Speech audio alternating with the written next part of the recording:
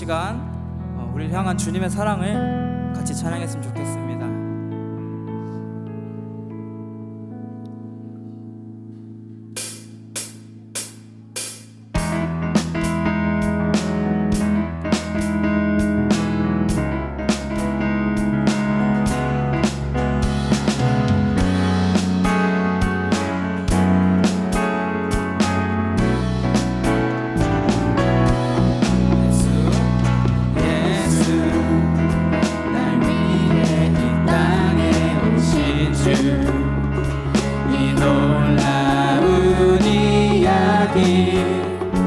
오늘도 나의 맘속에 숨쉬네.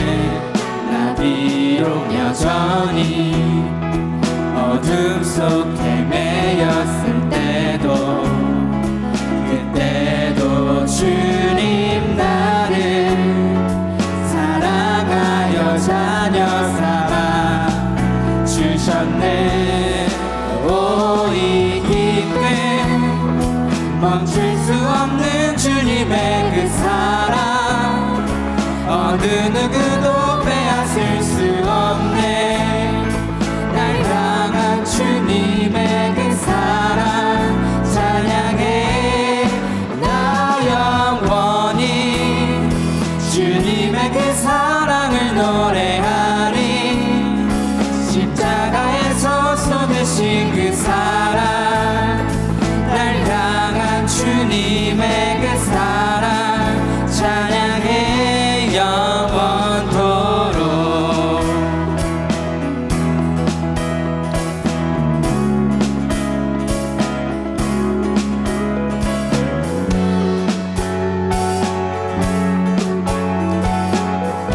다시 고백해볼까요?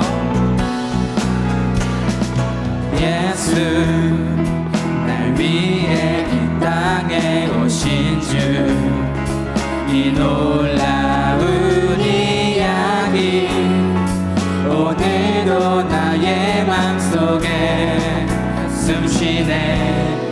나 비록 여전히 어둠 속 헤매였을 때도 그때도 주님 나를 사랑하여 자녀 삼아 주셨네. 오 이 기쁨 멈출 수 없는 주님의 그 사랑 어느 누구도 빼앗을 수 없네. 날 향한 주님의 그 사랑 찬양해. 나 영원히 주님의 그 사랑을 노래하리. 십자가에서 쏟으신 그 사랑 날 향한 주님의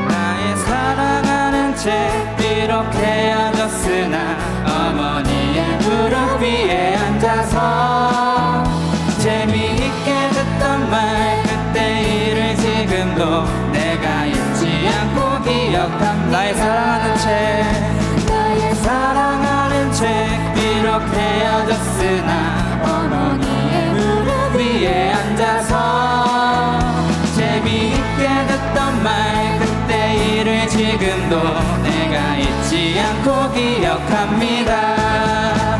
귀하고 귀하다 우리 어머니가 들려주시던 재미있게 듣던 말 책 중에 있으니 이 성경심이 사랑합니다. 다니엘의 경험과 유대인 그 너희과의 역사와 주의 선지 엘리야 바람 타고 하늘에 올라가던 일을 기억합니다. 예수 세상 세상 계실 때 많은 고난 당하고 십자가에 달려 죽임 당하니 어머니가 읽으며 눈물 많이 흘린 것 지금까지 내가 기억합니다. 귀하고 귀하다 우리 어머니가 들려주시던 재미있게 듣던 말이 책 중에 있으니 이 성경심이 사랑합니다. 귀하고 귀하다 귀하고 귀하다 우리 어머니가 들려주시던 재미있게 듣던 말이 책 중에 있으니 이 성경심이 사랑합니다.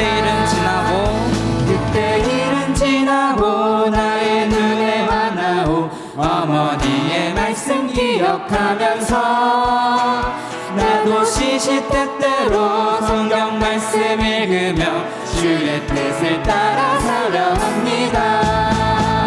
귀하고 귀하다 우리 어머니가 들려주시던 재미있게 듣던 말 이 책 중에 있으니 이 성경심이 사랑합니다. 귀하고 귀하다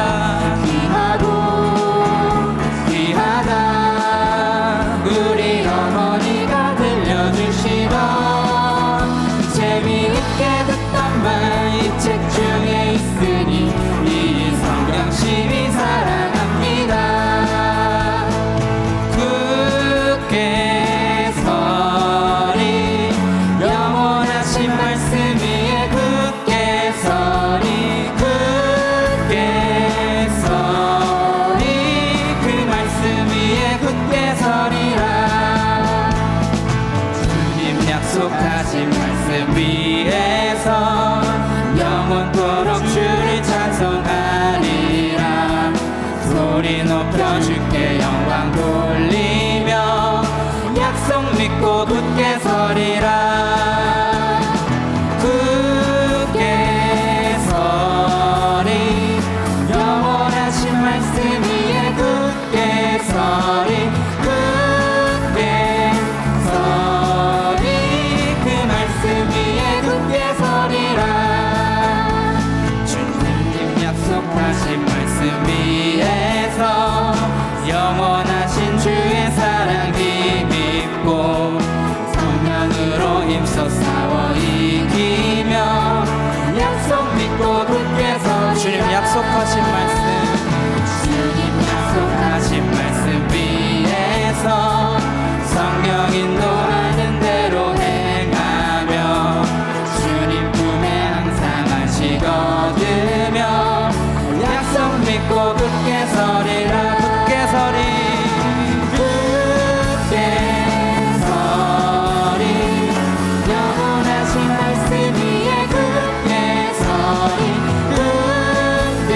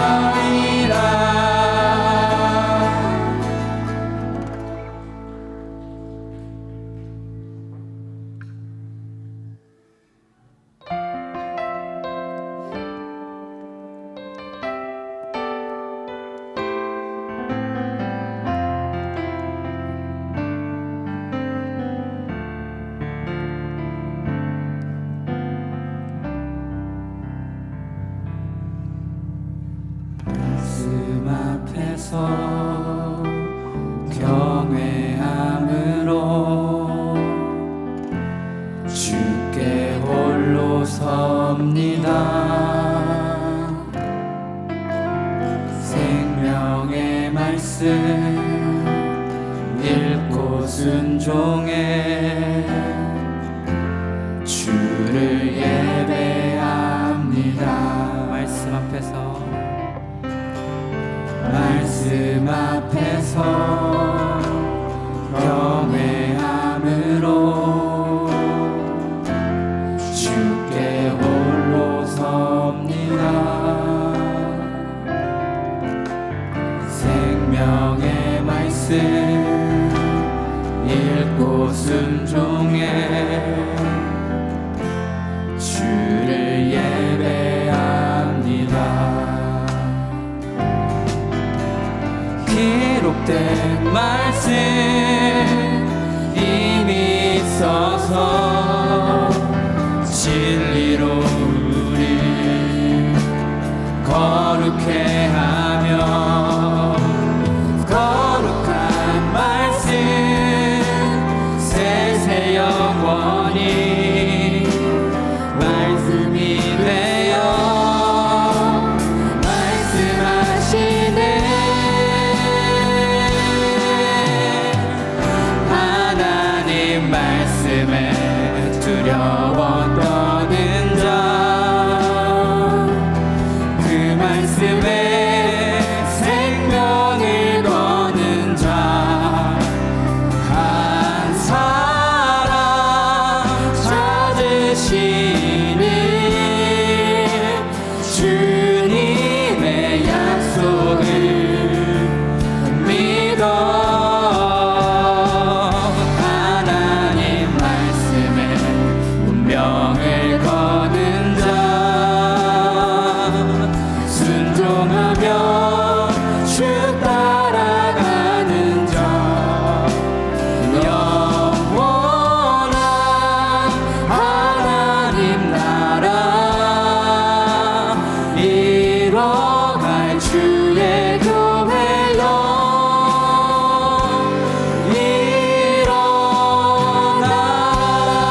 일어나라. 처음부터 고백해 볼게요. 말씀 앞에서 경외함으로 주께 홀로 섭니다. 생명의 말씀 읽고 순종해 주를 예배합니다. 기록된 말씀 이미 있어서 진리로 우리 거룩해 하며 거룩한 말씀 세세 영원히 복음이 되어 말씀하시네.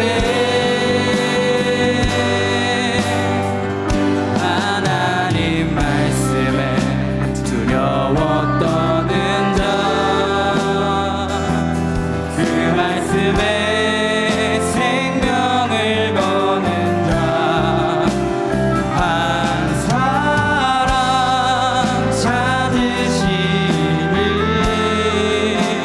주님의 약속을 믿어 하나님 말씀에 운명을 거는 자 순종하며 주 따라가는 자 영원한 하나님 나라 이뤄갈 주의 교회여 일어나라. 하나님 말씀에 두려워 떠는 자 말씀에 생명을 거는 자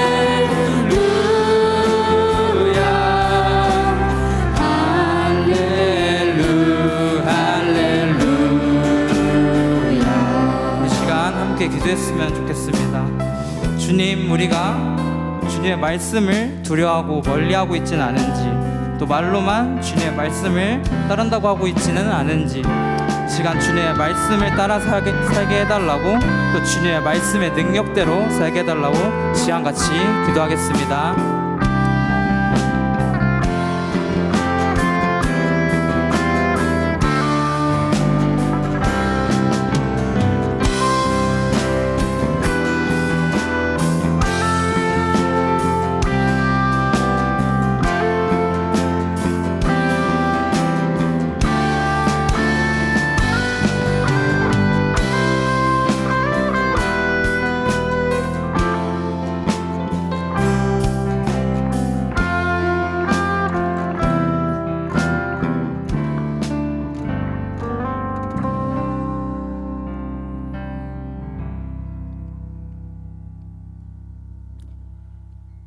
오늘도 우리 예배를 통하여 영광 받기에 합당하신 하나님 아버지, 주강의 모든 순이 함께 모여 감사의 예배로 나아갑니다.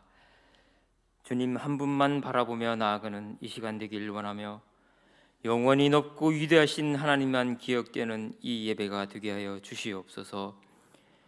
오늘 연합 숲 예배를 위해 광명 서강교회 담임 목사이신 최성원 목사님을 초대하여 말씀의 은혜로 나아가려 합니다. 들려주시는 말씀을 통하여 바울의 서원을 배우고 깨닫게 하시고, 우리는 주님께 어떤 서원으로 고백해야 할지 알아가는 은혜와 감동의 예배 시간이 되게 하여 주시옵소서. 진정한 예배자를 찾고 계시는 하나님 아버지, 주강의 모든 순이 주님 앞에 나아가길 힘쓰며 예배를 사모하여 모이기에 힘쓰는 순과 순원들이 되기를 기도합니다.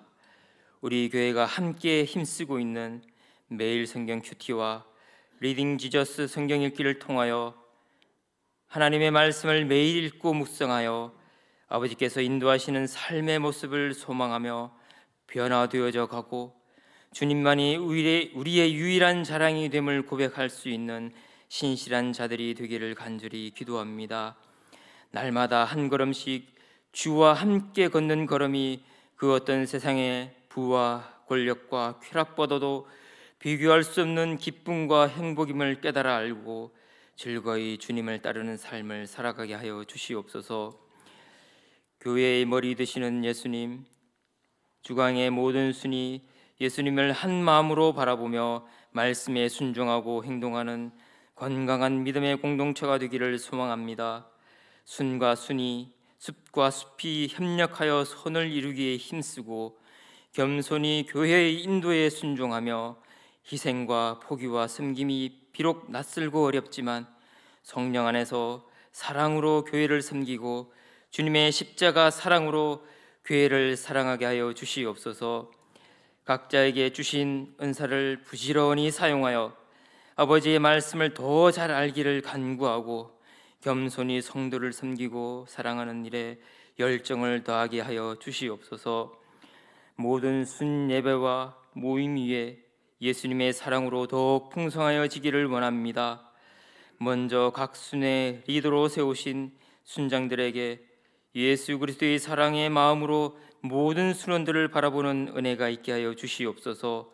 순원들을 향한 진실한 사랑으로 한 사람 한 사람을 위하여 기도하며 순원들의 아픔과 고민에 귀 기울여 말씀과 성령의 은혜에 힘입어 위로와 격려로 손잡아 주며 사랑과 배려의 마음으로 순원들을 돌아보는 모든 순장이 되게 하여 주시옵소서.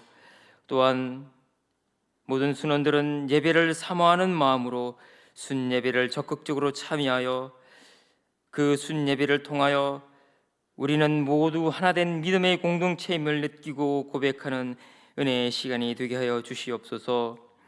순예배는 온전히 하나님 중심의 모임으로 세상의 소모적인 이야기와 관심거리로 시간을 허비하지 않고 온전히 말씀에 기초한 믿음의 교제가 이루어지는 거룩한 시간이 되게 하여 주시기를 간절히 기도합니다.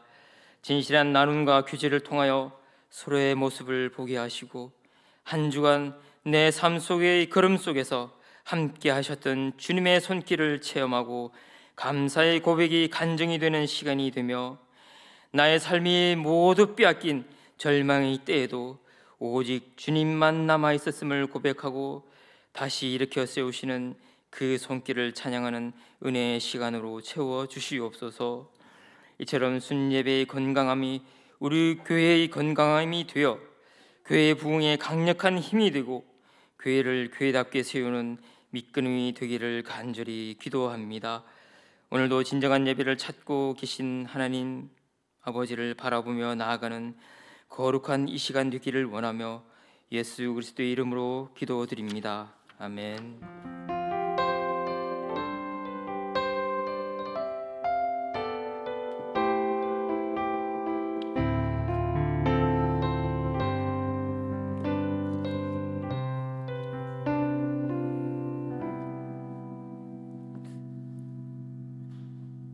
오늘 우리에게 주신 하나님의 말씀은 사도행전 18장 18절의 말씀입니다. 우리 한 절의 말씀인데요. 신약성경 219쪽쯤에 있고요. 우리 함께 한 절의 말씀이니까 한 목소리로 함께 읽도록 하겠습니다. 함께 읽겠습니다. 시작. 바울은 더 여러 날 머물다가 형제들과 작별하고 배 타고 수리아로 떠나갈새 브루스길라와 아굴라도 함께 하더라. 바울이 일찍이 서원이 있었으므로 갱그라에서 머리를 깎았더라. 아멘. 네, 오늘은 우리 주가영교회 우리 광명에 있는 서광교회 우리 최성원 목사님께서 방문해 주셨습니다. 제가 아는 목사님들이 되게 많잖아요. 목사님들이 많은데 그 많은 목사님들이라고 다 목사님 같은 분이 아니더라고요. 그렇죠? 직분이 있다고 그 직분에 맞게 행동하는 게 쉽지 않더라고요. 근데 제가 여러 목사님들 중에 참 목사님 다우시다, 참 본받고 싶다 이렇게 생각이 드는 분이 많지 않았는데 교만해서 그랬는데 우리 최성원 목사님을 뵐 때마다 그런 마음이 참 들었어요. 그래서 우리 성도님들에게 소개하고 싶었고, 그리고 또 우리 목사님이 그 아버지 학교에서 강사로도 여러 차례 섬기시고 수고를 하셔서 특별히 우리 남자 성도님들에게 좀 도전이 되고, 또 이 시간이 우리 남자 족구도 하고 그랬었잖아요. 그래서 3월 달이 우리 남자 성도님들이 더 하나님께 가까이 나아가는 귀한 시간이 되었으면 하는 마음이 있습니다. 이제 우리 목사님 나오실 때 우리 정말 환영의 박수로 반갑게 박수로 모시도록 하겠습니다. 네, 오세요. 반갑습니다.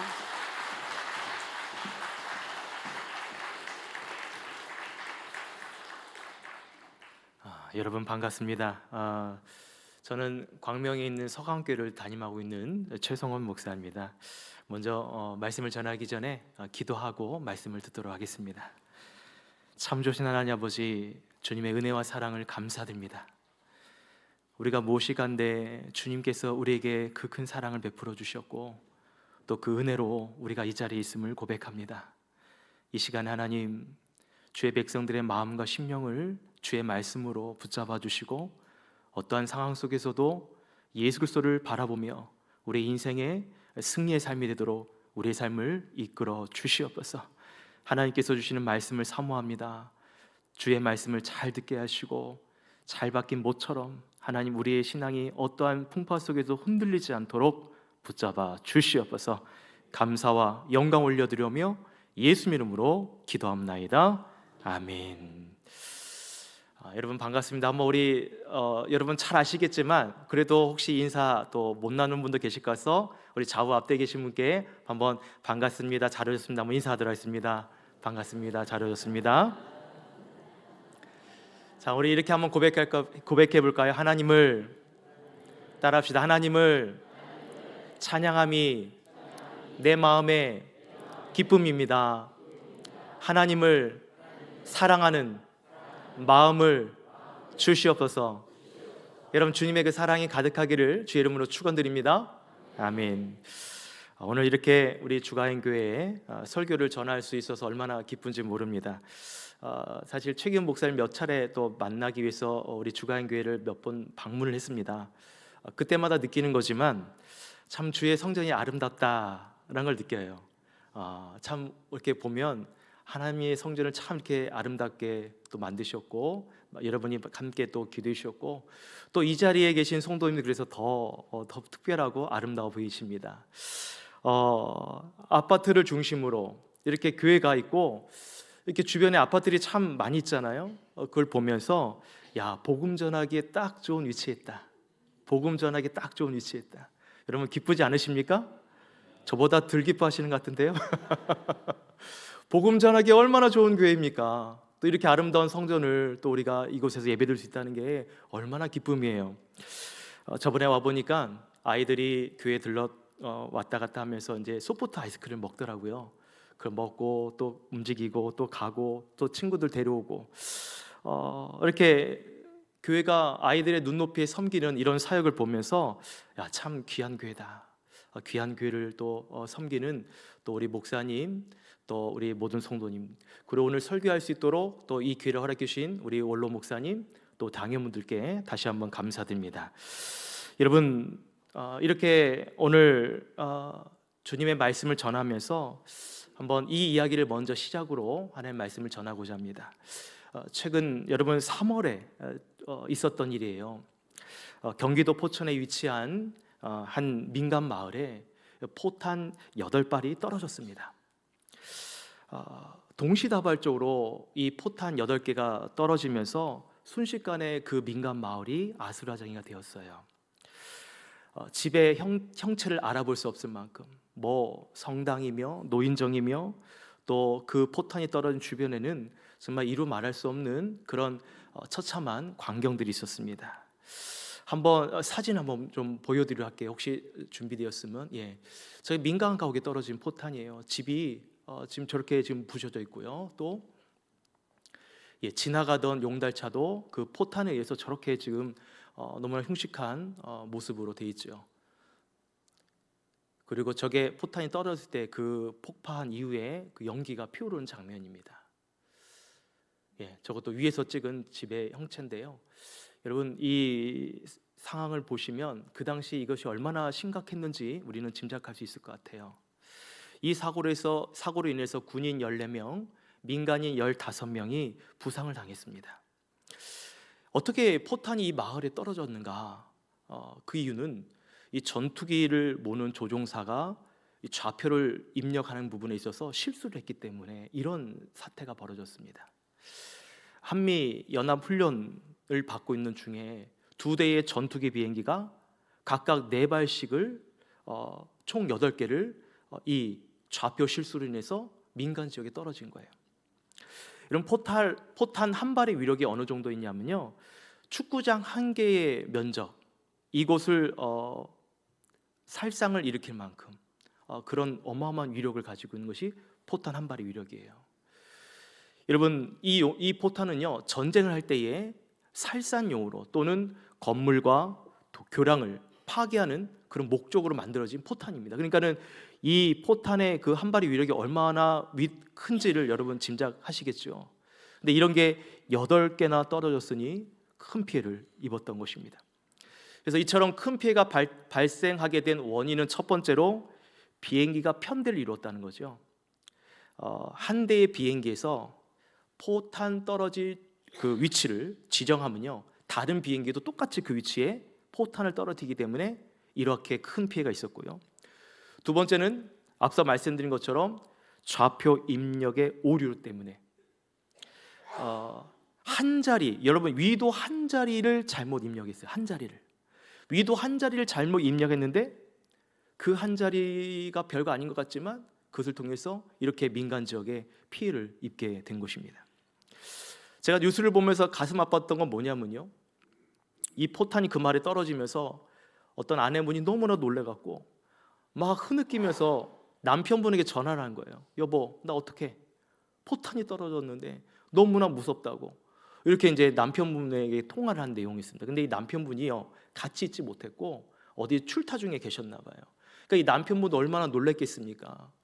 아내의 마음을 진정하기 위해서 여러 가지 또 말로 아내를 진정시키는데 여러분 그 모습이 참 제가 볼 때는 뉴스를 통해 볼 때는 참 마음이 아팠어요. 이 마을의 주민들은요 언제 또 포탄이 떨어질지 모를까 봐 두려워하고 있습니다. 여러분, 현장에서 이 큰 어려움을 당한 주민들 그리고 군인들 얼마나 힘든 상황에 있습니까?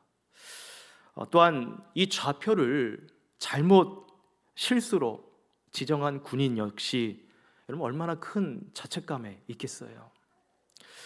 그럼에도 여러분 다행인 것은 29명의 부상자만 있었고 사상자는 없다는 것이 여러분 그것이 또 하나님의 큰 은혜가 아닐 수 없습니다.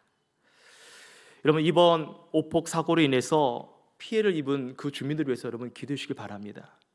그리고 이번 산불도 굉장히 크게 발생했죠. 또 산불로 인해 피해를 입은 주민들을 위해서 여러분 함께 기도해 주시길 바라겠습니다. 저는 이번에 이 전투기 사고를 보면서 이런 생각을 해봤어요. 나는 내 인생의 좌표를 지금 잘 맞추고 있나? 이런 질문이요. 여러분 우리의 인생의 좌표를 여러분은 어디에 맞추고 있습니까? 하나님이 원하시는 인생의 좌표에 맞추고 있습니까? 아니면 내가 원하는 인생의 좌표를 맞추고 그곳에 따라가고 있습니까? 여러분 내가 원하는 인생의 좌표가 있겠고 또 하나님이 원하시는 인생의 좌표가 있다고 생각을 합니다. 그렇다면 나는 하나님이 원하시는 인생의 좌표에 잘 맞춰져 있는가? 또는 하나님이 원하시는 인생의 좌표가 있는데 내 인생의 좌표와 하나님이 원하시는 인생의 좌표 사이에 오차는 얼마나 있는가? 여러분 한번 생각해 보세요. 하나님 믿는 성도로서 하나님이 원하시는 그 인생의 좌표를 맞춘다면 하나님께서는 우리를 향한 놀라운 하나님의 능력을 나타내어 주실 겁니다. 여러분 믿으십니까? 이 세상을 변화시킬 수 있는, 저는 이렇게 생각해요. 하나님의 인생의 좌표를 우리가 맞춘다면 우리를 하나님의 그 거룩한 무기로 이 주가행교회를 통하여서 이 지역에 하나님의 선한 정말 폭발력 같은 하나님의 복음의 능력을 이 지역의 주민을 살리는 그런 하나님의 귀한 거룩한 도구로 사용하여 주실 줄 믿습니다. 여러분 반면에 아마 이런 분들도 있을 것 같아요. 그럼에도 나는 내가 원하는 인생의 좌표로 살겠다. 어쩌면 그런 분들이 있다면 여러분 우리는 우리의 인생을 어쩌면 엉뚱한 방향으로 그 인생을 살아가고 또는 허비할 수 있을지 모르겠습니다. 때문에 우리의 인생의 좌표를 어디에 맞추느냐가 참 중요한 것이죠. 소망에는 여러분 우리의 인생의 좌표를 하나님과 그의 아들 예수 그리스도께 맞출 수 있기를 주 이름으로 축원합니다. 좀 더 이것을 구체적으로 표현한다면 이거예요. 우리의 신앙의 좌표를 따라합시다. 우리의 신앙의 좌표를 예수 그리스도께 맞춥시다. 여러분 믿으십니까? 여러분 우리의 신앙의 좌표를 예수 그리스도께 좀 더 구체적으로 맞추시길 바라요. 이 의미는 뭐냐면 예수님이라면 어떻게 생각하실까? 예수님이라면 어떻게 하셨을까? 예수님이라면 어떻게 말씀하셨을까? 예수님이라면 이 상황에서 어떻게 행동하셨을까? 우리 인생의 좌표를 날마다 주님께 우리 하나님께 맞춰가는 삶이 필요하다는 거죠. 여러분 그렇게 그 인생을 살아가는 한 인물이 있습니다. 그는 바로 사도 바울이에요. 여러분 그 인생의 좌표, 사도 바울의 인생의 좌표는 예수 그리스도께 맞춰져 있었습니다. 오늘 사도행전 1장 8절에 이렇게 이런 기록이 있어요. 예수님께서 제자들에게 승천하시기 전에 하신 말씀입니다. 오직 성령이 너에게 임하시면 너희가 권능을 받고 예루살렘과 온 유대와 사마리아 땅끝까지 내 증인이 되리라. 여러분 믿으십니까? 여러분 저는 이제 여기 온 손님이에요. 그럼 여러분 제가 믿으십니까? 그러면 여러분 어떻게 하셔야 돼요? 아멘으로 여러분의 믿음을 고백하시면 돼요. 근데 원래 이렇게 반응을 안 하십니까? 최 목사님 이렇게 올라오실 땐 반응하시고 저는 혹시 그런 건 아니죠? 여러분 오직 성령이 너에게 임하시면 권능을 받는데요. 여기서 말하는 권능은요 두나미스예요. 여러분 어떤 의미냐면 다이나마트가 폭발할 때에 나타나는 그 파괴력, 그 능력이 바로 이 권능이에요. 두나미스. 그래서 여러분 성령이 우리에게 임하시면 어떻게 해요? 권능을 받고 놀라운 능력을 받고 예루살렘과 온 유대와 사마리아 땅까지로 복음의 증이 되리라. 이것이 여러분 예수님께서 하늘로 승천하시기 전에 제자들에게 부탁하신 말씀이에요. 너희는 성령의 권능을 받아라. 그리고 땅끝까지로 복음의 증이 되라. 여러분 그런 은혜기를 주님을 축원합니다. 여러분 사도 바울이요 이방 사람이잖아요. 그는 어떻게 이방인에게 복음을 전하기 위해서 택함 받은 사람이잖아요. 그가 1차, 2차, 3차 전도 여행을 하는 과정들을 보면 사도 바울임에도 불구하고 복음을 전하는 것이 만만치 않다는 것을 보게 됩니다. 사도 바울이 복음을 전한다고 해서 여러분 모든 사람들이 복음을 받는 게 아니었어요. 여러분 유대인들 중에는 그의 복음을 대적하는 이들도 있었고 비방하는 사람도 있었고요. 또 사도 바울을 집요하게 쫓아다니는 그런 유대인 무리들이 있었습니다. 그들이 어떻게 괴롭혔냐면요, 유대인들이 사람들을 선동해서 불량배들을 선동합니다. 그래서 사도 바울이 있는 곳마다 집요하게 쫓아다니면서 그렇게 방해를 해요. 심지어는 사도 바울을 따라다녔던 야손이란 집에도 침투해서 그 사람들을 끄집어냅니다. 형제들을. 그래서 많은 사람들 앞에서 보십시오, 하나님을 믿는다고 그 많은 무리들 앞에서 창피함을 줍니다. 부끄러움을 줍니다. 여러분 이러한 고통을 당하는 예수 믿는 사람들이 있었어요. 그럼에도 그들은 끝까지 복음을 놓치지 않습니다. 사도 바울이 그 유대인들이 불량배에 이 복음을 방해하고 괴롭히니까 또다시 다른 곳으로 이동을 합니다. 그런데 그곳에도 이 유대인들이 똑같이 따라와서 불량배들 선동해서 계속해서 복음을 방해하는 일들이 생기게 됩니다. 여러분 사도 바울 입장에서도 내가 복음을 전하는 곳마다 이렇게 방해하는 이런 상황들이 생기니까 힘들기도 하겠지만 또 나 때문에 나로 인해서 고통당하는 누군가가 있다는 것이 여러분 사도 바울의 입장에서는 미안하기도 하고 또는 두렵다는 마음도 들었을 거예요. 그래서 여러분 그렇게 두려워하는 그 어느 시점에 성경에 보시면 하나님께서 한밤중에 사도 바울을 찾아와 주셔서 위로해 주십니다. 뭐라고 말씀하시냐면 두려워하지 말아라. 내가 너와 함께 있다. 내가 복음을 전하는 곳, 또 너를 대적하는 누구든지 너를 해롭게 할 자가 없을 것이다. 이 성중에 내 백성이 많이 있다 라고 하나님께서 그날 밤에 사도 바울을 찾아와 주셔서 그렇게 위로해 주시는 거예요. 여러분 이렇게 하나님께서 찾아와 주실 때 그 사도 바울의 마음에 얼마나 큰 위로가 있겠어요. 이 고통의 마음, 복음을 전하는 거 좋지요. 근데 복음을 전하다가 여러분 전도 한번 해보셨어요? 전도 한번 해보신 적 있습니까? 저도 저희 교회 앞에서 성도들이랑 전도하러 가거든요. 전도하면요 반응들을 한번 보셔야 돼요. 싫어해요. 예수님 믿으세요 하고 전도지나 뭐 이렇게 선물 같은 거 주면 됐어요 라고 그 차가운 시선으로 저를 바라보는데 그때 제 마음이 어떤지 압니까? 얼마나 얄미운지 몰라요. 복음을 전했는데 그렇게 거절할 때, 매몰차게 거절할 때 얼마나 얄미운지 모릅니다. 근데 여러분 그렇게 반응했다는 것도 어떻게 보면 감사한 거죠. 왜냐하면 또 그 반응하는 영혼들에게 언젠간 이 복음이 그들에게 심겨지고 하나님의 나라를 경험할 수 있기 때문에. 그래서 여러분 복음이라는 게 쉽지 않습니다. 이렇게 사도 바울도 그렇게 1차, 2차, 3차 전도를 했는데도 자기를 비난하고 욕하고 사도 바울에 대해 고통당하는 누군가가 있을 때 얼마나 힘들겠어요. 우리 성도님 중에도 신앙생활 하다가 힘든 분들이 있을지 모르겠습니다. 어떠한 생각지 못한 역경으로 마음이 무너지기도 하고 좌절되기도 하고 신앙생활에 대한 시험이 들 수도 있어요. 근데 여러분 그때까지 주님을 향한 우리의 믿음은 흔들리지 말아야 됩니다. 왜냐하면 오늘 보십시오. 사도 바울이 그렇게 복음을 전하다가 고통 가운데 있을 때에 하나님께서 그 밤에 찾아오셔서 그를 위로해 주십니다. 두려워하지 말아라.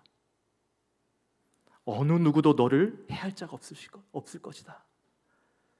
이 성중에 내 백성이 많이 있다. 여러분 그런 위로함 받으시길 주님을 축원드립니다. 여러분 얼마나 큰 위로와 용기를 받았겠어요.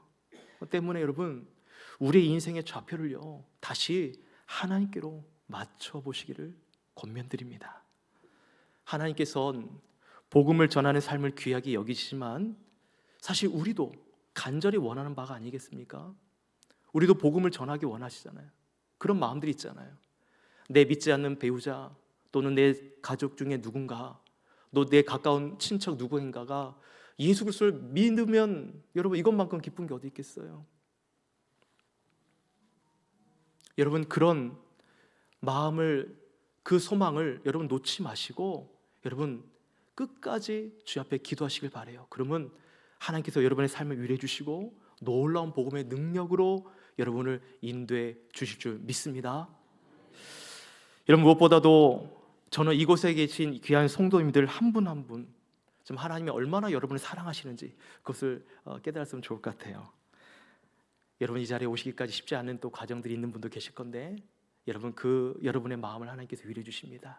사도 바울에게 찾아왔듯이 오늘 여러분 마음 가운데 두려워하지 말아라. 이 성중에 내 백성이 많이 있다. 여러분이 혼자 신앙생활하는 것이 아니라 함께 믿음 생활하는 내 동역자 지체가 있다는 것이 고마운 거예요. 여러분 그런 의미에서 옆 사람 한번 사랑의 눈빛 한번 쳐다보시겠어요? 자, 옆 사람에게 함께 있어서 따라합시다. 함께 있어줘서 고맙습니다.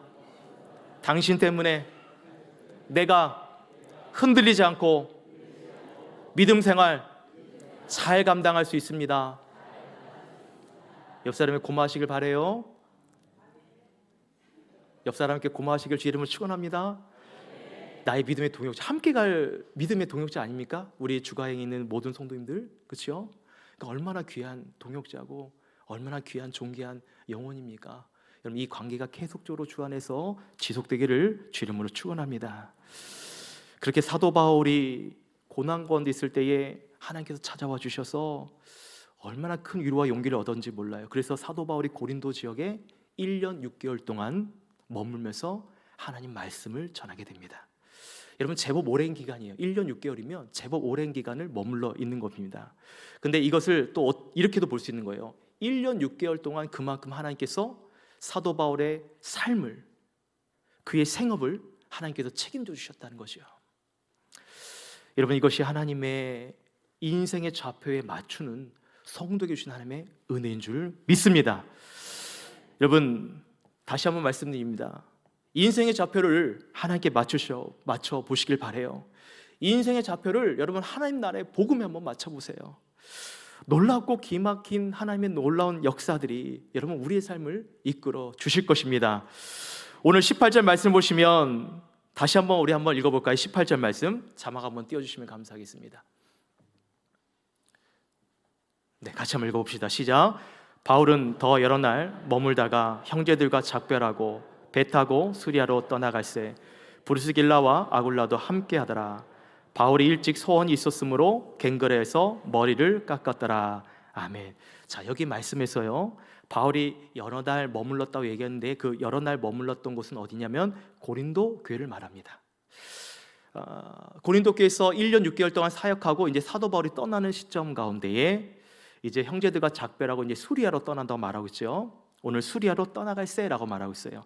이 수리아는 어떤 지역이냐? 사도 바울이 2차 전도 여행 처음 시작했던 안디옥 교회를 말합니다. 안디옥 교회. 거기가 출발점이거든요. 그러니까는 지금 어떤 상황이냐면 사도 바울은 고린도 교회에서 이제 헤어지고 그의 최종 목적지인 처음 출발지인 이 수리아를 눈앞에 두고 있는 거예요. 여러분 생각해 보세요. 오랜 시간 그 당시 교통도 발달되지 않았고 정말 뭐 이동하기에 좋은 시설도 없는 그 시대에 전도여행을 그렇게 고생하면서 이제 도착 지점을 눈앞에 두는 시점.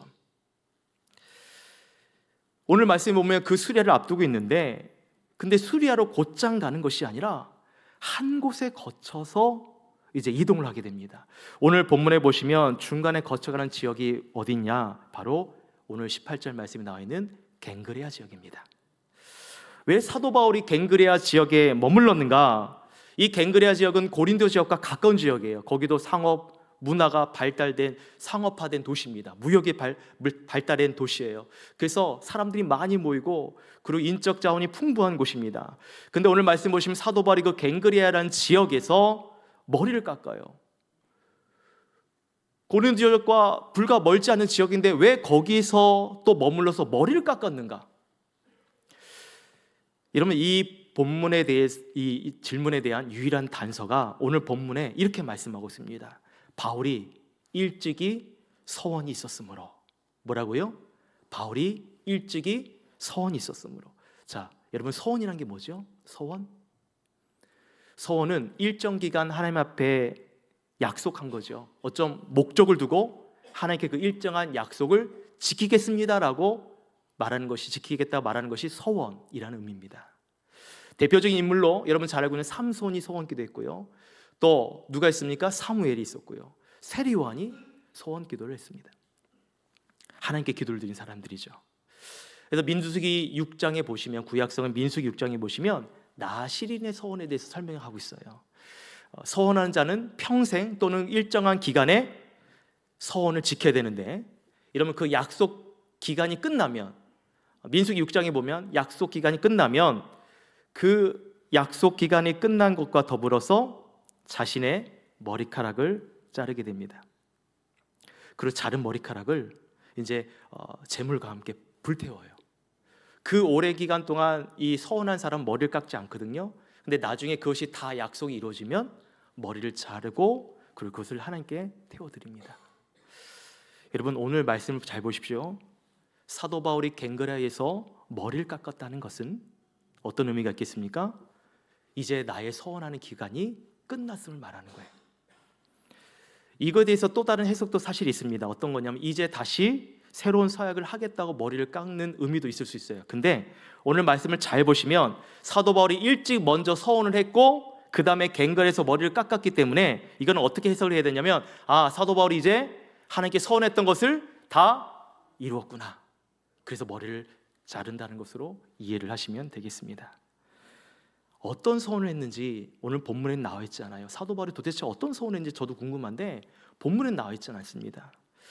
근데 우리가 분명히 알 수 있는 것은 사도 바울이 일찍이 하나님께 서원 기도를 했고, 그리고 그 서원한 것을 지키기 위해서 얼마나 그가 애썼는지를 우리는 유추해 볼 수 있어요. 왜냐하면 제가 앞서 말씀드린 것처럼 신명기 6장에 여러분 나신의 서원을 보면 세 가지를 지켜야 됐습니다. 첫 번째 뭐냐면 포도주와 독주를 금하는 거예요.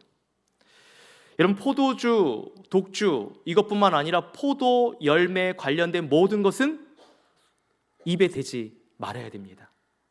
나시린으로서 서원을 했으면. 여러분 이스라엘 민족들을 한번 보시면 그들은 주로 마시는 음료가 포도주입니다. 왜냐하면 물이 대부분 석회수로 되어 있기 때문에 그냥 그 물 자체로 마시는 게 어려워요. 근데 나시린, 서원한 사람은 포도에 관련된 걸 섞을 수 없으니 어떻게 했을까요? 그냥 그 석회수 물을 마셨겠죠. 굉장히 불편한 또 어려운 또 일이 될 수 있습니다. 또 두 번째로 서원한 사람은 머리카락을 자르지 못했습니다. 계속 자신의 몸을 하나님께 구별해 드려야 되기 때문에 이 의미는 뭐냐면 나는 하나님께 온전히 속한 자입니다라는 의미로 머리카락을 자르지 않았어요. 마지막 세 번째는 시체를 가까이 하지 않는 것입니다. 심지어 내 부모, 형제, 자매가 소천을 해도 가까이 할 수가 없었어요. 이 서원 기도를 드리는 동안에는. 그렇기 때문에 여러분 사도 바울이 서원 기도했다는 것이 어떤 수고와 애씀과 어려움이 있는지 이해가 되십니까?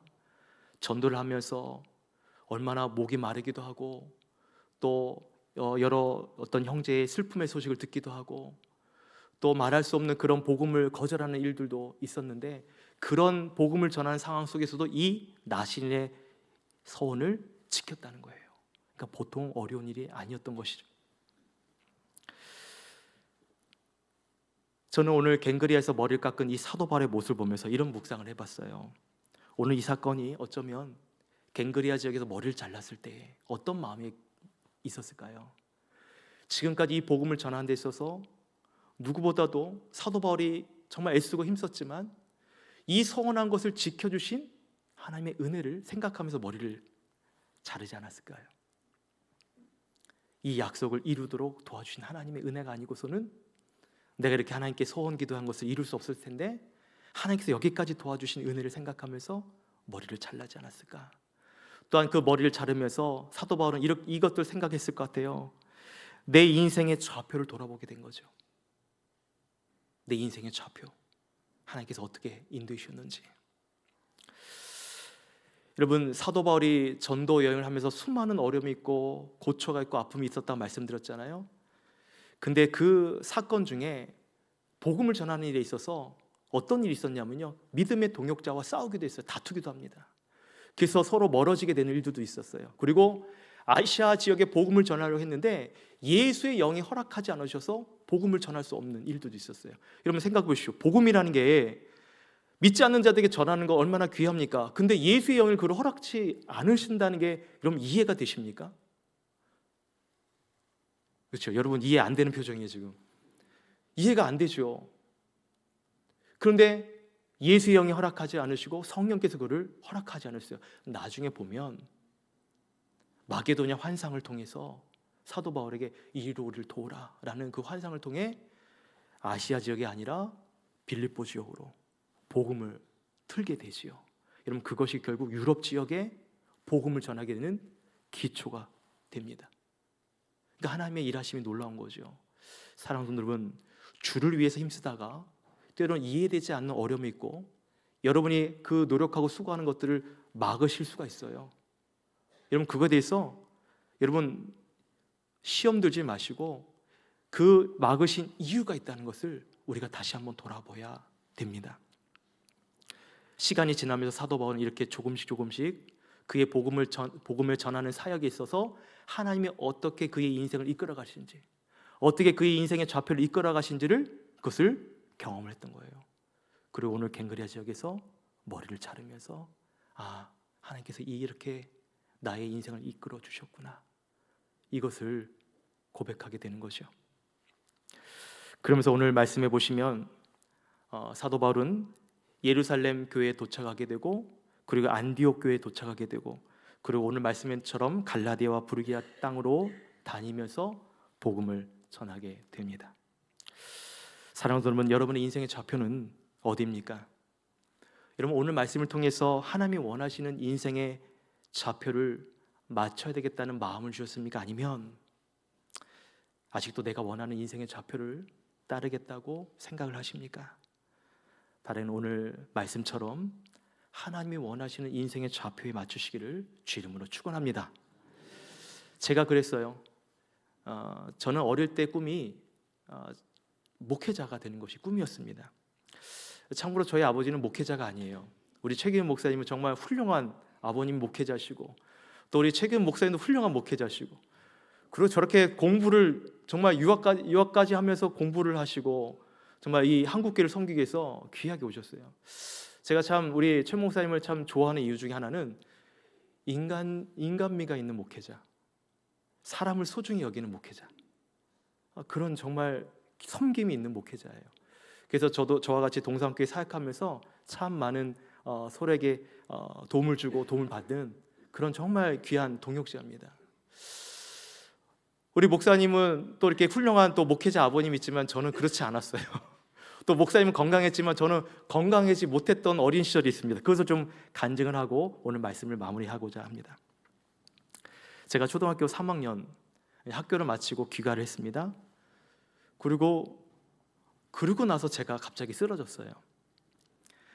그 이후로는 제가 생각이 잘 안 나기 때문에 어머니께서 저에게 해주신 말씀 같이 있었기 때문에 그 얘기를 말씀드린다면 제가 쓰러지고 막 경기를 일으켰다고 합니다.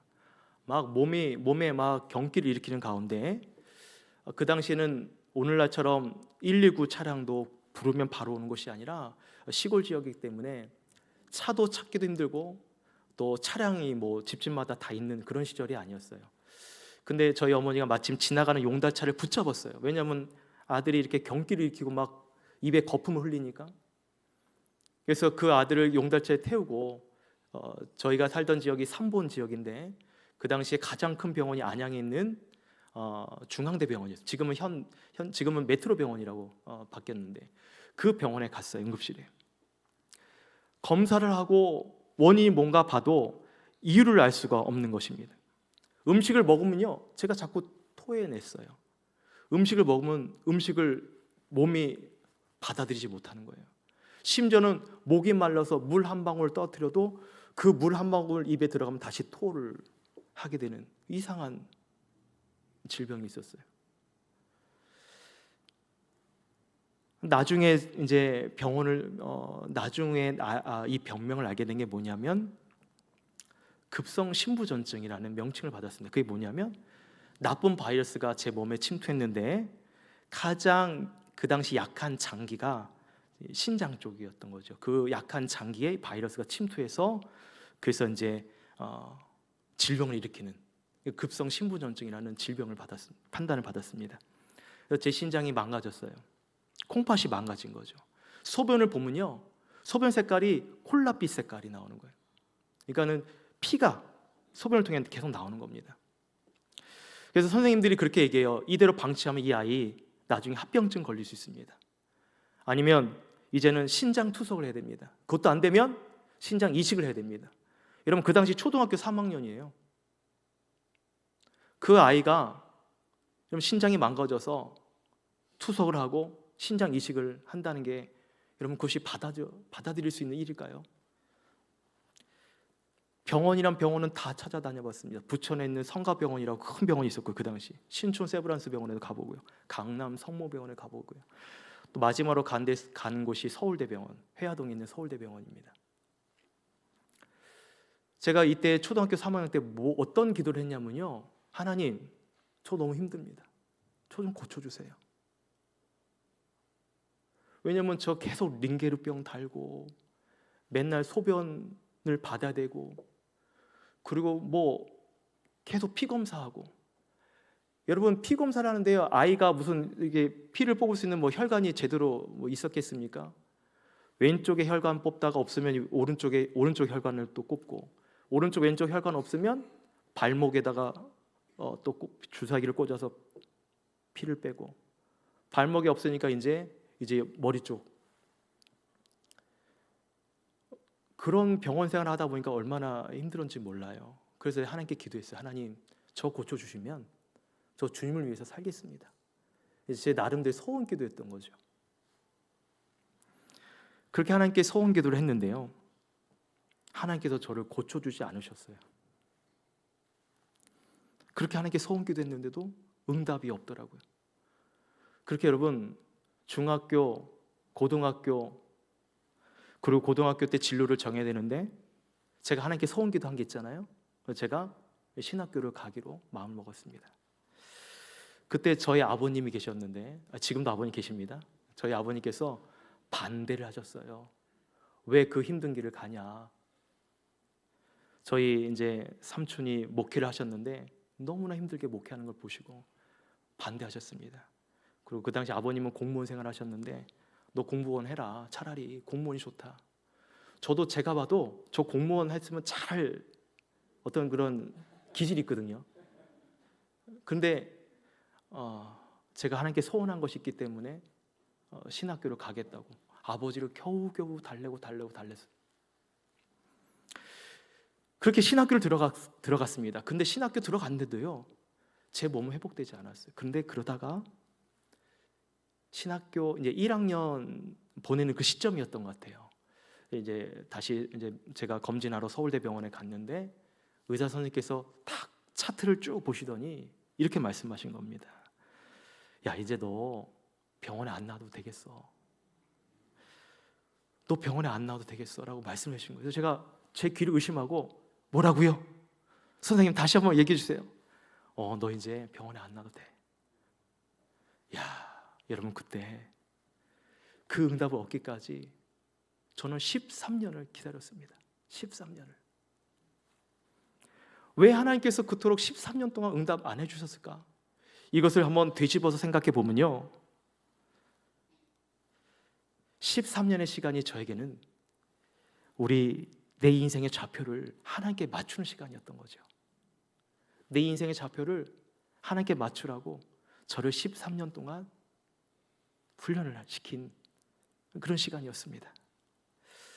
그렇게 여러분, 신학교를 가고 나서야 이제 의사 선생님 말대로 제 몸이 이제 회복이 되었어요. 이제 망가진 신장은 회복되지 않지만 더 이상 망가지지 않도록 건강을 주셨어요.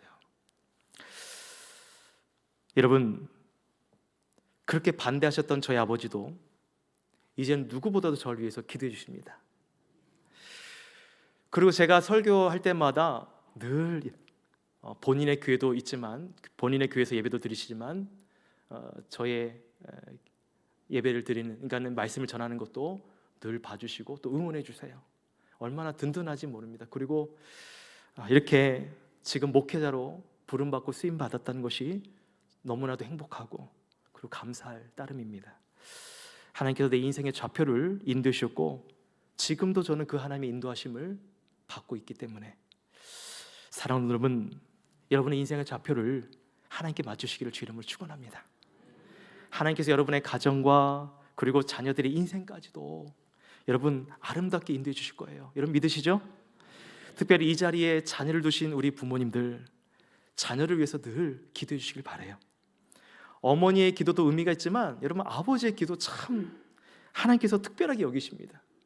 왜냐하면 저도 저희 아팠을 때 저희 아버님께서 너무나도 기도를 많이 해주셨고 또 제가 신학교 가는 데 있어서 처음에는 반대하셨다가 지금은 누구보다도 이렇게 기도로 후원해 주셨기 때문에 이곳에 있는 우리 아버님들, 우리 자녀를 위해서 기도하기를 놓치지 않으시기를 주 이름으로 축원합니다. 아버님의 기도가 살아야 가정이 회복될 줄 믿습니다. 특별히 이 자리에 계신 우리 모든 성도님들 삶 가운데 하나님께서 이러한 우리 인생의 좌표를 하나님께서 인도해 주시는 삶을 기대하십시오. 왜 내 인생에 지금 이렇게 어려움이 있지? 그렇게 하나님께 기도하는데도 왜 하나님께서 반응이 없으실까? 하나님이 여러분을 미워하는 게 아니라요, 오늘 어쩌면 저에게 주신 은혜처럼 여러분을 인생의 하나님 좌표를 인도하시기 위한 하나님의 놀라운 은혜의 계획이 있는 줄 믿으시기 바랍니다. 그것을 붙잡으시고 오늘도 성령 충만하시고 주님이 기뻐하신 은혜의 삶을 살아내기를 다시 한번 주의 이름으로 축원합니다. 축원합니다. 여러분 오늘 주신 말씀을 기억하시면서 이 찬양 함께 부르기 원해요. 나의 영혼이 잠잠히 하나님만 바라보며. 여러분 오늘 주신 말씀을 기억하시면서 함께 이 찬양 함께 고백하며 기도한 시간 갖도록 하겠습니다.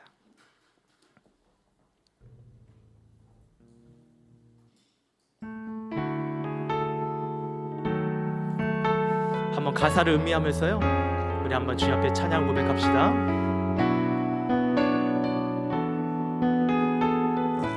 나의 영혼이 잠잠히, 나의 영혼이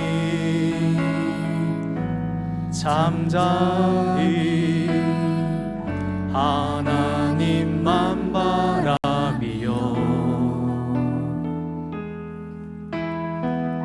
나의 구원이 그에게서 나는 도다. 나의 영혼아, 나의 영혼아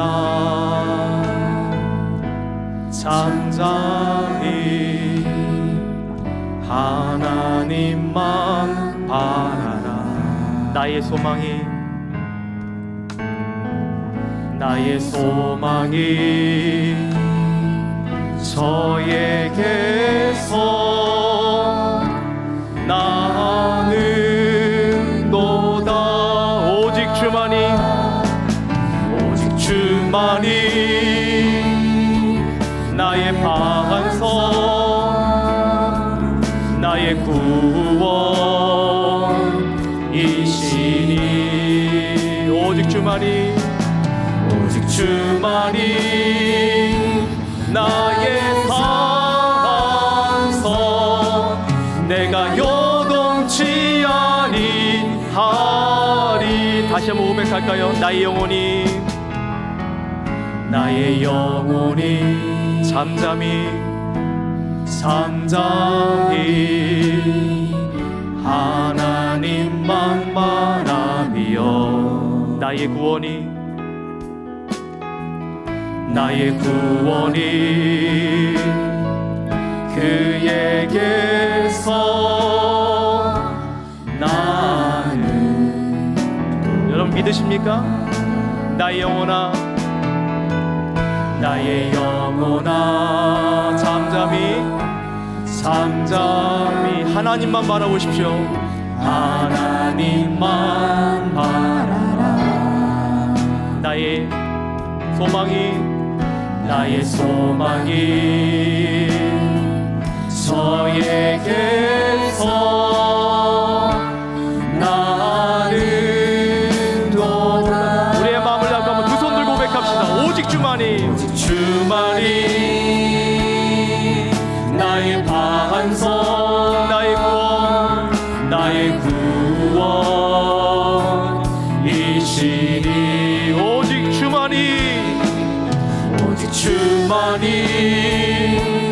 나의 산성 내가 요동치 아니하리. 오직 주만이 나의 반성, 나의 반성, 나의 구원이시리. 오직 주만이 나의 산성 내가 요동치 아니하리. 여러분 시간에 한번 두 손 들고 고백합시다. 하나님, 내 신앙이 요동치 않기를 원합니다. 하나님 믿는 신앙이 있건만 왜 이렇게 나의 신앙이 메마른 땅처럼 주의 말씀을 들어도 하나님 내 마음이 열리지 않고 주의 생명의 말씀을 들어도 내 마음이 하나님 감당할 수 없는 어려움 가운데 있습니다. 여러분 그런 마음을 오늘 말씀을 통해 여러분의 삶에 비춰보시기 바라요. 그 어려운 마음의 그 원인은 하나님께서 여러분의 인생을 이끌어 가시는, 하나님의 좌표에 우리의 인생을 이끌어 가시는 하나님의 놀라운 섭리가 있다는 것을 믿으시길 바랍니다. 그래서 이 시간에 믿음으로 선포합시다. 하나님, 내 삶에 이러한 어려움들을 하나님 도와주시고 극복하도록 도와주시고, 주를 인하여 하나님만 바라봄을 인하여 나의 삶의 회복을 하게 하시고 은혜 베풀어 주시고 생명의 놀라운 능력을 이렇게 달라고 우리 간절한 마음으로 주의 이름으로 짓고 함께 기도하겠습니다. 주의 이름 찾습니다. 주여, 하나님 아버지 감사합니다. 오늘 시간에 주께서 사랑하는 우리 주가인 성도들을 이곳에 인도하여 주시고 하나님의 귀한 말씀을 통하여 오늘 내가 어떻게 살아가야 되는지 하나님 말씀을 통해 듣게 하여 주시니 감사합니다. 하나님의 말씀을 통하여 내 인생에 이해할 수 없는 여러 가지 환난과 어려움 속에서도 주여 우리의 신앙을 놓치지 않게 도와주시옵소서. 하나님 바라보는 우리의 시선이 흩어지지 않도록 도와주시옵소서. 우리에게 믿음을 도와주시고 나를 향한 주의 놀라운 일을 소망하며 믿음으로 승리하길 원합니다. 오늘 사랑하는 주의 백성들을 이곳에 불러주신 하나님의 뜻이 있는 줄 믿습니다. 하나님께 소원하며 또 기도했던 마음들이 흩어지고 하나님께 약속하고자 했던 마음들이 또한 사라져서 하나님이 어찌할 바를 모르는 영혼들의 그 심령을 오늘 말씀을 통해 붙잡아 주시고 다시 주의 말씀으로 주님을 사랑하는 마음으로 회복할 수 있도록 하나님 은혜 베풀어 주시고 역사하여 주시옵소서. 하나님, 우리가 주님의 은혜로 살고 있습니다. 그렇게 하나님을 믿겠다고 따르겠다고 하나님께 약속하고 서원했던 우리의 마음이 이전과 달라지는 마음으로 살고 있는 건 아닌지, 우리의 인생의 좌표를 하나님께로 철저하게 맞추고 나가야 되는데 자꾸만 우리의 인생의 좌표가 엉뚱한 곳에 맞춰져 있는 건 아닌지, 하나님 우리 인생을 다시 한번 오늘 우리 주신 말씀을 통하여 돌아보게 도와주시옵소서. 사도 바울이 그 갱글에서 머리를 깎았을 때 정말로 그의 인생 가운데 수많은 역경이 있고 고난이 있고 아픔이 있고 그를 방해하는 그 불량배들의 공격과 사람들의 미워하는 소리와 사람들의 그 방해하는 소리로 인해서 마음에 많이 두려움이 있었는데 그때 우리 주께서 밤중에 나타나셔서 두려워하지 말아라, 너를 해할 자가 없을 것이다, 이 성중에 내 백성이 많이 있다, 그 말씀으로 사도 바울을 위로해 주시고 그가 마지막 갱글에서 머리를 깎았을 때에 지금까지 인도하신 하나님의 은혜를 그가 상고하고 머리를 깎듯이 오늘 이 자리에 찾아온 주의 백성들을 그렇게 귀하게 여겨주시옵소서. 이 자리에 나오기까지 하나님 쉽지 않은 어려움 가운데 있는 성도도 있을 것이고 또 이전에 하나님께 약속하겠다 서원했던 기도를 까맣게 잊어버렸다가 오늘 이 말씀을 통해 다시 한번 그래, 하나님께 서원한 거 있었지, 그거 지켜야지, 하나님 원하시는 인생의 좌표로 나가야지 마음의 도전을 받고 주님 앞에 다시 한번 사도 바울처럼 아름다운 인생으로 살도록 인도하여 주시옵소서. 우리의 마음에 주님 서원한 것들을 주님 앞에 기도했던 것을 기억하게 두시고 이루게 도와주시고 또 하나님 앞에서 그 약속을 이루기까지 정말 잘했다 칭찬받는 우리 주가의 모든 성도들 되도록 축복하여 주시옵소서. 기도는 아버지 되게 도와주시고 기도는 어머니 되게 도와주시고 우리 자녀를 위해서 기도하는 주의 부모 세대 되게 도와주시오며 또한 아버지 또한 자녀를 두고 있는 우리 부모 세대에도 아버지와 귀한 은혜를 더해주시고 나의 기도를 통하여 우리 가정과 자녀의 삶이, 우리 손주의 삶이 정말로 주님 안에서 은혜 누리는 삶이 되도록 저들의 기도에 응답하여 주시옵소서. 감사와 영광 올려드리며 예수 이름으로 기도합나이다. 아멘.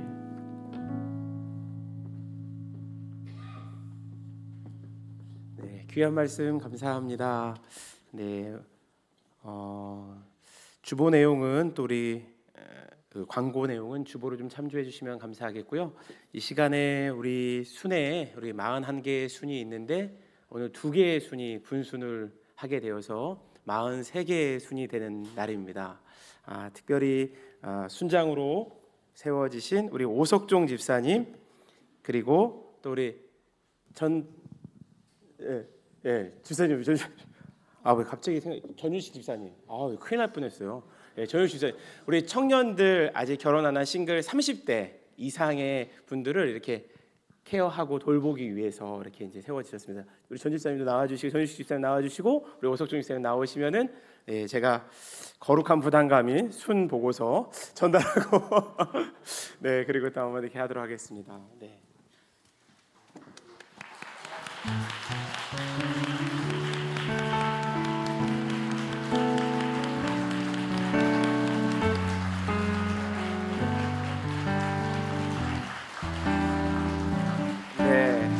우리 이 시간 우리의 마음을 담아서 한번 축복했으면 좋겠습니다.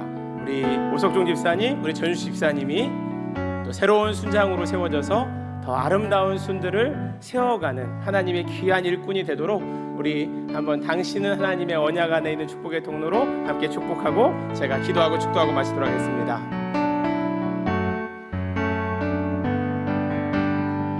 손을 내밀어서 축복하겠습니다. 당신은 하나님의 언약 안에 있는 축복의 통로, 당신을 통하여서 열방이 주께 돌아오게 되니. 한 번 더 고백하겠습니다. 당신은 하나님의 언약 안에 있는 축복의 통로, 당신을 통하여서 열방이 주께 돌아오게 되리. 아멘. 축하합니다. 네. 제가 축도하고 마치도록 하겠습니다.